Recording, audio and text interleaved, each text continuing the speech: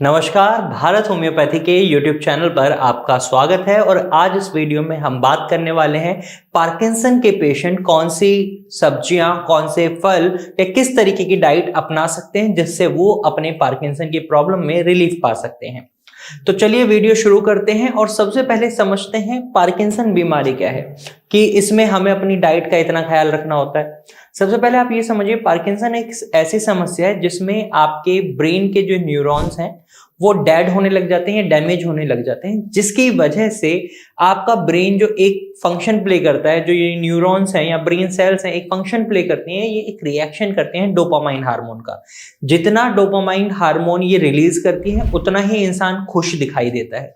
और जब डोपामाइन की मात्रा कम हो जाती है, क्योंकि ब्रेन सेल्स क्या हो रहे हैं, मर रहे हैं, तो इस सिनेरियो में हमें ये देखने को मिलता है जो हमारे शरीर में सबसे बड़ा सिम्टम दिखाई देता है पार्किंसन के पेशेंट में, वो होता है उनके कंपन, यानी उनके हाथों में कंपन हो सकता है, उनकी बॉडी के किसी भी हिस्से में कंपन उनको दिखाई दे सकता है। और दूसरा बड़ा सिम्टम होता है जब वो वॉक करते हैं तो वो अपनी बॉडी के वेट को मैनेज नहीं कर पाते, क्योंकि सारे जो रिएक्शंस हैं, जो आपके एक्शंस हैं, वो कौन इंप्लीमेंट करवा रहा है, आपका ब्रेन करवा रहा है। और जब डोपामाइन की मात्रा कम हो जाती है तो ये भी इंपैक्ट करते हैं और कई बार पेशेंट वॉक करते करते गिर जाते हैं।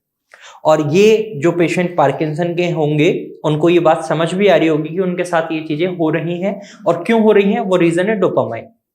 तो आप अपनी डाइट की मदद से डोपामाइन को इंक्रीज कर सकते हैं, साथ ही साथ अपने ब्रेन सेल्स की हेल्थ को मेंटेन कर सकते हैं।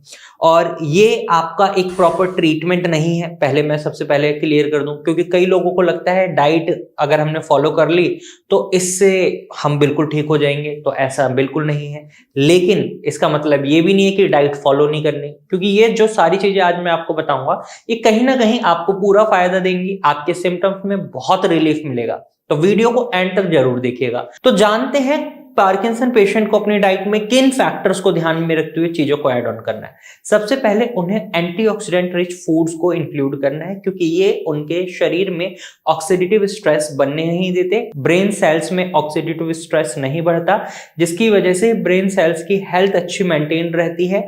और हमें क्या देखने को मिलता है कि आपका ब्रेन एक्टिवली काम कर पाता है और डोपामाइन भी थोड़ा ज्यादा रिलीज हो जाता है कंपैरेटिवली, अगर आप ऑक्सीडेटिव स्ट्रेस फेस कर रहे होते हैं।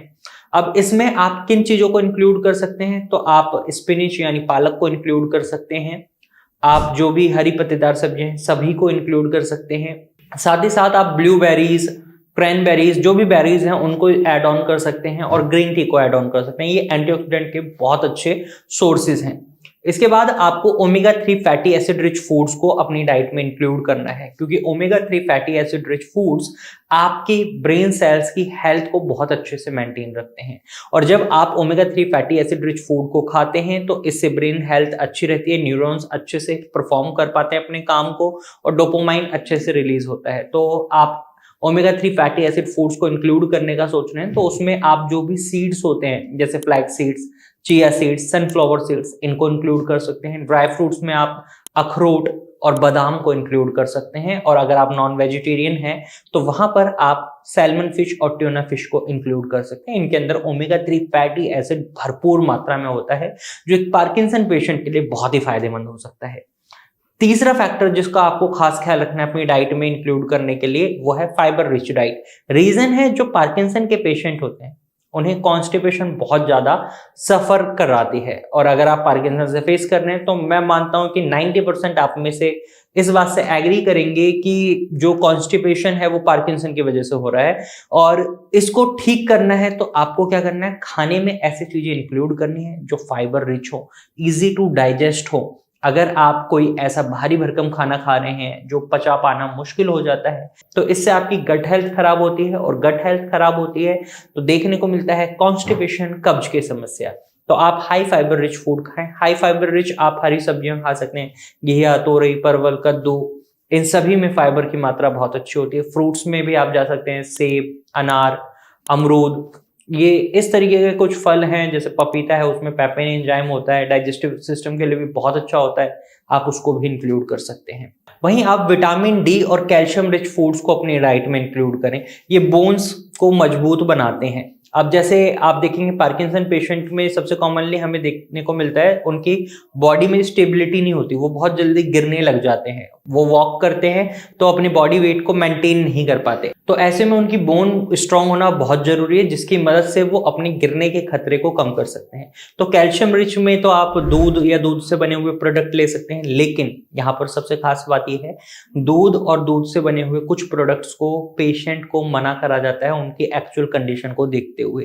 तो इस बात का ख्याल रखिएगा कि अगर आप दूध को ऐड ऑन करने का सोच रहे हैं तो एक बार अपने डॉक्टर से सलाह ले लें। और विटामिन डी के लिए सबसे अच्छा सोर्स है आपका सनलाइट। सनलाइट बात लें मॉर्निंग में 10 से 15 मिनट के लिए आप 8 बजे से पहले या 9 बजे से पहले जाके सनलाइट बात लें, बहुत अच्छी विटामिन डी आपको मिल जाएगी, सफिशिएंट है। और अगर उससे भी विटामिन डी की फुलफिलमेंट नहीं हो रही तो आप विटामिन डी के सप्लीमेंट्स भी ले सकते हैं। वहीं आपको अपने आप को हाइड्रेट रखना होता है, शरीर में पानी की कमी नहीं होने देना है, दिन में 3 से 4 लीटर पानी जरूर पिएं। और अगर आप कैफीन की मात्रा को भी अपनी डाइट में इंक्लूड करेंगे तो ये भी आपके लिए बहुत फायदेमंद है। आप कॉफी पी सकते हैं, ग्रीन टी पी सकते हैं, इनमें कैफीन बहुत अच्छी मात्रा में होता है।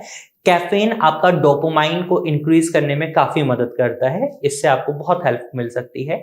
वहीं आपको प्रोटीन बेस्ड डाइट पर स्विच करना चाहिए। प्रोटीन बेस्ड डाइट में आप प्लांट बेस्ड प्रोटीन वाली डाइट लेंगे तो बहुत अच्छा रहेगा।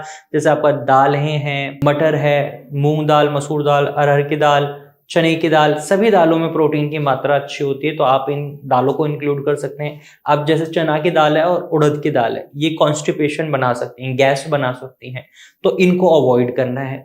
और ये तो एक ओवरऑल मैंने आपको डाइट चार्ट बताया है कि इन चीजों को आप अपनी डाइट में इंक्लूड कर सकते हैं, क्यों इंक्लूड कर सकते हैं। लेकिन सबसे जरूरी बात पार्किंसन पेशेंट के लिए ये है, इसीलिए मैं बोलता हूँ वीडियो को एंड तक देखिएगा, हो सकता है कोई बहुत अच्छी इंफॉर्मेशन आप मिस कर दें। अब जो इन्फॉर्मेशन मैं आपको देने वाला हूं वो ये है कि जब भी आप अपनी डाइट में कुछ चीज ऐड ऑन कर रहे हैं या अपने पेशेंट जो आपका रिलेटिव है उसको दिक्कत है उसके डाइट में चीजें इंक्लूड कर रहे हैं, इस बात का सबसे ज्यादा जरूरी ख्याल रखना है कि वो पेशेंट को चीजें पसंद है या नहीं।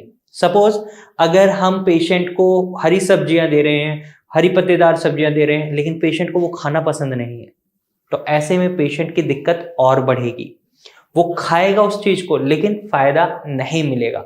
अगर उन्हें नॉनवेज खाना पसंद है आप नॉनवेज खिलाइए। बस एक बात का खास ख्याल रखिएगा कि अगर उनको ब्लड प्रेशर की दिक्कत है या शुगर लेवल की दिक्कत है तो उनकी डाइट वेरी कर सकते हो। और इन जनरली पार्किंसन के पेशेंट में शुगर वैल्यूज भी थोड़ी बढ़ी हुई देखने को मिलती हैं, तो अपने डॉक्टर से उस चीज को भी ध्यान में रखते हुए डाइट को प्लान करवाइएगा। वरना आप हमारे डॉक्टर की टीम से भी कंसल्ट कर सकते हैं, आप स्क्रीन पर दिए गए नंबर पर कॉल कर सकते हैं और भारत होम्योपैथी की डॉक्टर टीम से एडवाइस ले सकते हैं रिगार्डिंग डाइट और रिगार्डिंग ट्रीटमेंट।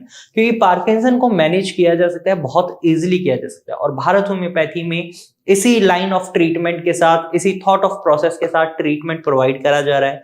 और यहाँ पर पेशेंट के रूट कॉज को देखते हुए दवाइयां बनाई जा रही हैं, जिसकी वजह से रिजल्ट बहुत अच्छे देखने को मिलते हैं।